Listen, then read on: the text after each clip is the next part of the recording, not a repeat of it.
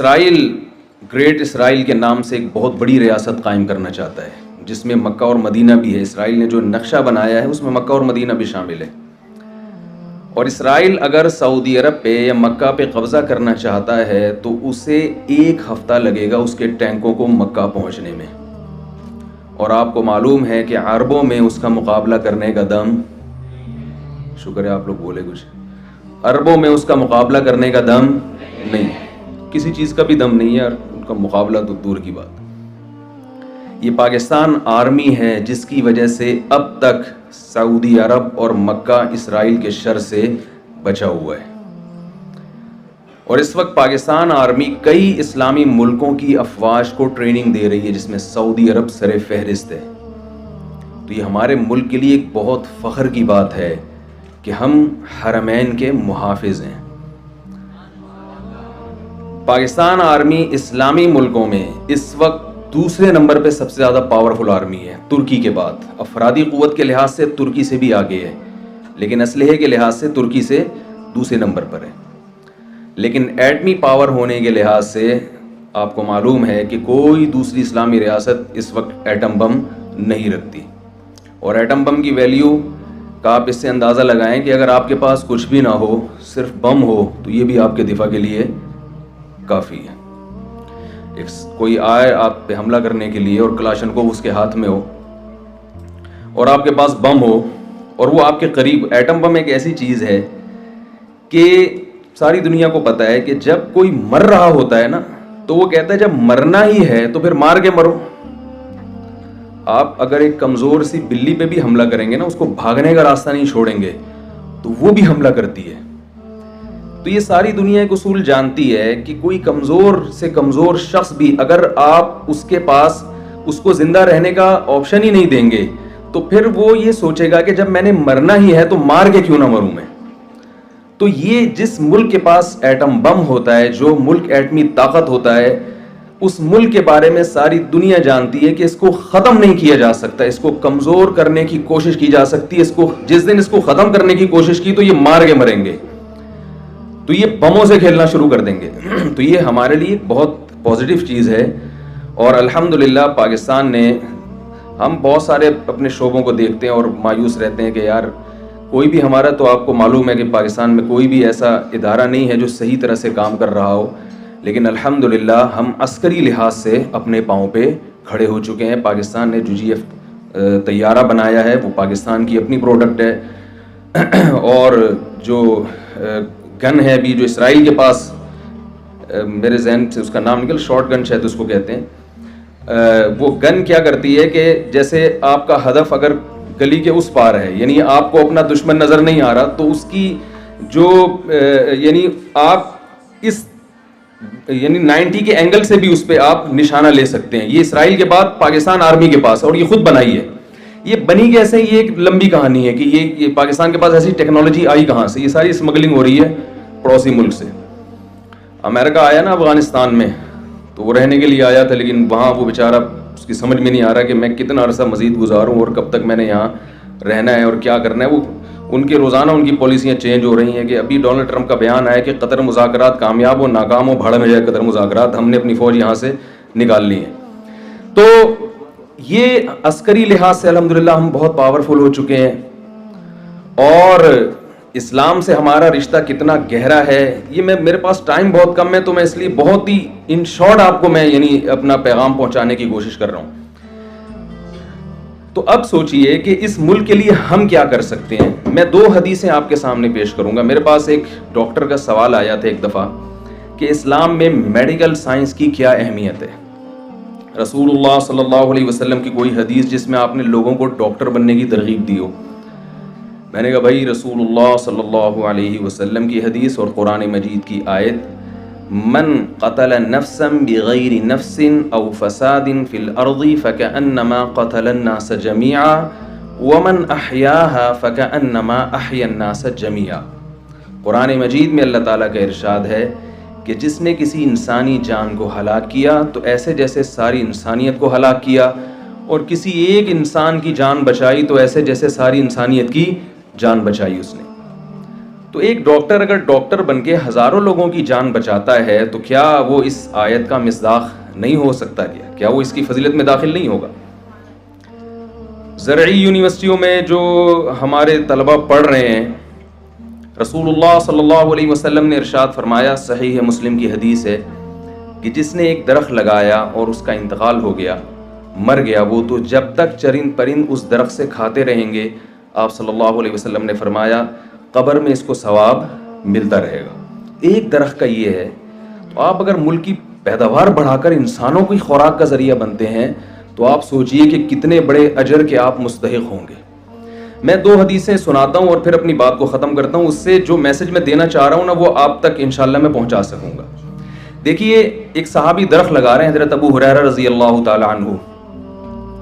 آپ صلی اللہ علیہ وسلم نے فرمایا کہ تم جو درخت لگا رہے ہو نا، تو ممکن ہے تمہاری عمر کم ہو اور اس درخت کی عمر زیادہ ہو، یعنی آپ اپریشیٹ نہیں کر رہے کہ تم اتنی دور کی سوچ رہے ہو، اتنی دور کی، پتہ نہیں تمہاری زندگی اس کے ساتھ وفا کرے یا نہ کرے۔ اس سے پتہ چل رہا ہے کہ آپ صلی اللہ علیہ وسلم درخت لگانے والے کی حوصلہ شکنی کر رہے ہیں۔ بھی حوصلہ شکنی کا مطلب تو پتہ ہے نا، ابھی تھوڑا سا اردو کا بھی ہوا ہے نا، تھوڑی سی انشاءاللہ ہو گئی ہوگی ترقی۔ یہاں آپ صلی اللہ علیہ وسلم درخت لگانے والے کو یعنی ایک اپریشیٹ نہیں کر رہے اس کو۔ دوسری حدیث میں آپ فرما رہے ہیں کہ جس نے درخت لگایا اور وہ مر گیا تو جب تک چرند پرند بھی اس سے کھائیں گے اس کو قبر میں ثواب ملتا رہے گا۔ تو یہ 2 حدیثیں آپس میں ٹکرا رہی ہیں۔ علماء نے اس کا جواب دیا ہے کہ ایک درخت وہ ہے جو آپ اپنے لیے لگاتے ہو اور ایک وہ ہے جو آپ قوم کے لیے لگاتے ہیں، انسانیت کی خدمت کے لیے لگاتے ہیں۔ ہمیں جو ترقی کرنی ہے اپنے پیٹ کے لیے نہیں کرنی، اس ترقی کی اسلام حوصلہ افزائی نہیں کرتا۔ ہمیں ترقی کرنی ہے آئندہ آنے والی نسلوں کے لیے۔ اگر آپ اس نیت سے ترقی کریں گے تو یہ ترقی قبر میں بھی آپ کو فائدہ پہنچاتی رہے گی۔ آپ کا جو ویژن ہے، آپ کا جو ہدف ہے، وہ ٹائم باؤنڈ نہیں ہونا چاہیے، وہ اس دنیا کے لیے نہیں ہونا چاہیے، وہ لامتناہی ہونا چاہیے۔ اب آپ کیسے وہ ترقی کر سکتے ہیں؟ یوسف علیہ السلام کی مثال ہمارے سامنے۔ یوسف علیہ السلام نے ایک خواب سنایا تھا بادشاہ کو، خواب کی تعبیر بتائی تھی۔ بادشاہ سو رہا تھا، اسے خواب آیا کہ میں نے دیکھا کہ 7 موٹی موٹی گائیں 7 پتلی گایوں کو کھا رہی ہیں۔ تو بادشاہ سلامت جب صبح اٹھے، مصر کی بات ہے، یہ 4-5 ہزار سال پرانی تاریخ۔ تو بادشاہ سلامت جب صبح اٹھے ہیں تو انہوں نے اپنے درباریوں کو بلایا۔ قرآن کی یہ آیتیں ہیں جو میں آپ کے سامنے بیان کر رہا ہوں۔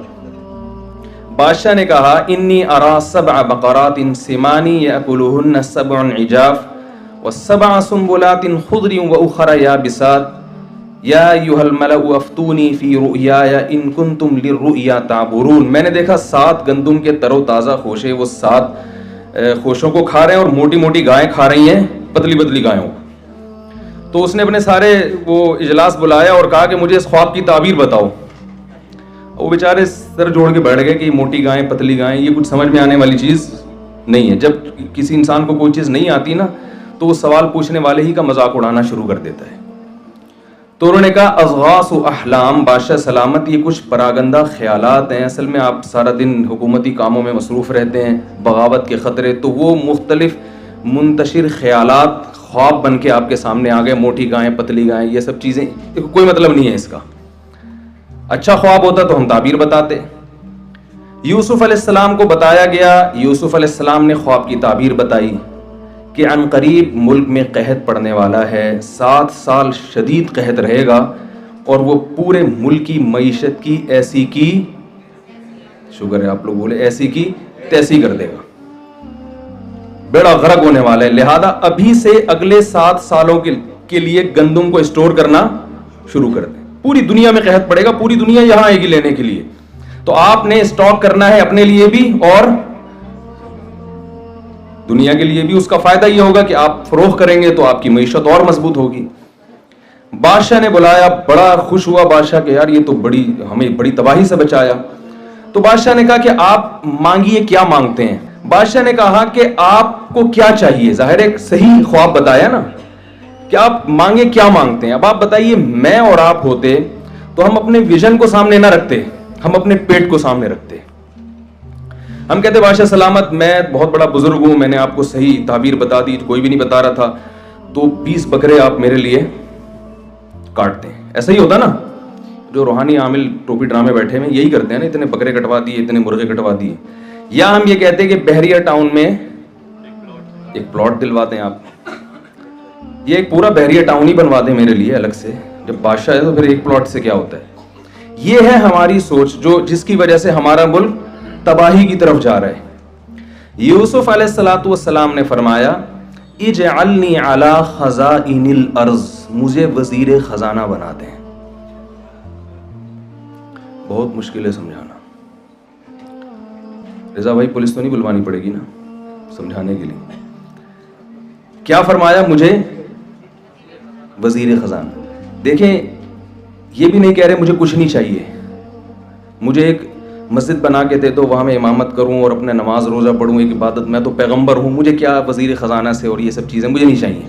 نا نا نا, موقع, ترقی کا موقع ہاتھ سے جانے نہیں دے رہے, وزارت چاہیے. اور آگے فرمایا کیوں, پہلے یہ میں بتا دوں کیوں وزارت چاہیے. اس لیے کہ یوسف علیہ السلام یہ بات جانتے تھے کہ اس ملک میں کچھ وقت کے بعد جتنی ویلیو وزیر خزانہ کی ہوگی اتنی ویلیو کسی اور کی, یار بول تو لیا کریں, نہیں ہوگی. مجھے تاکہ مجھے پتہ چلے نا کہ آپ لوگ میرے ساتھ ہیں. وہ یہ جانتے تھے کہ کچھ وقت کے بعد جتنی ویلیو وزیر خزانہ کی ہوگی اتنی ویلیو کسی اور کی نہیں ہوگی. بھائی جب ملک کی معیشت تباہ ہوتی ہے تو سب سے زیادہ ویلیو کس کی بڑھتی ہے؟ جو ماہر معیشت ہے نا, کہ یار یہ کیسے کنٹرول کرے گا. یوسف علیہ السلام جانتے تھے کہ جب لوگ میرے محتاج ہوں گے تو پالیسی کس کی ہوگی, کس کی چلے گی؟ بھائی جو جس کے لوگ محتاج ہوتے ہیں پالیسی ہمیشہ اس کی چلتی ہے. تو جو میں کہوں گا پھر وہ ہوگا. اور وہ جانتے تھے کہ میں اچھا کہوں گا, میں ملک کے لیے برا, میں انسانیت کے لیے, ملک کے لیے برا نہیں سوچوں گا. یوسف علیہ الصلوۃ والسلام نے وزارت مانگی ہے اور اس کی دلیل یہ دی انی حفیظ علیم. وزیر خزانہ میں 2 صفات کا ہونا ضروری ہے جو آج کل ہمارے وزراء میں نہیں ہوتی. نمبر 1 حفاظت کرنا جانتا ہو, ملک کی جو بیت المال ہے نا اس کی حفاظت کرنا جانتا ہو, خائن نہ ہو. نمبر 2 علیم, اکنامکس کا ماہر ہو, علم جانتا ہو یہ کہ کتنا اسٹور کرنا ہے اور کتنا تقسیم کرنا ہے, یعنی اس کو ڈیوائڈ کیسے کیا جائے گا, اس میں معیشت میں توازن کیسے پیدا ہوگا. یہ علم اللہ نے یوسف علیہ السلام کو معجزاتی طور پر عطا کیا تھا.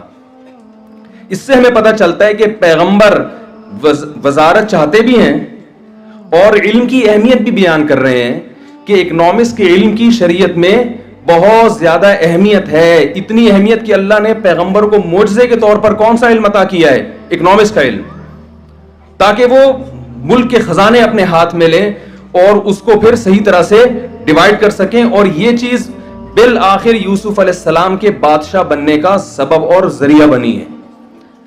تو اس میں ہمیں یہ سبق ملتا ہے کہ پیغمبروں کا نہ ہمیں اسلام ترقی سے روکتا ہے, نہ ہمیں اسلام ایجوکیشن سے روکتا ہے.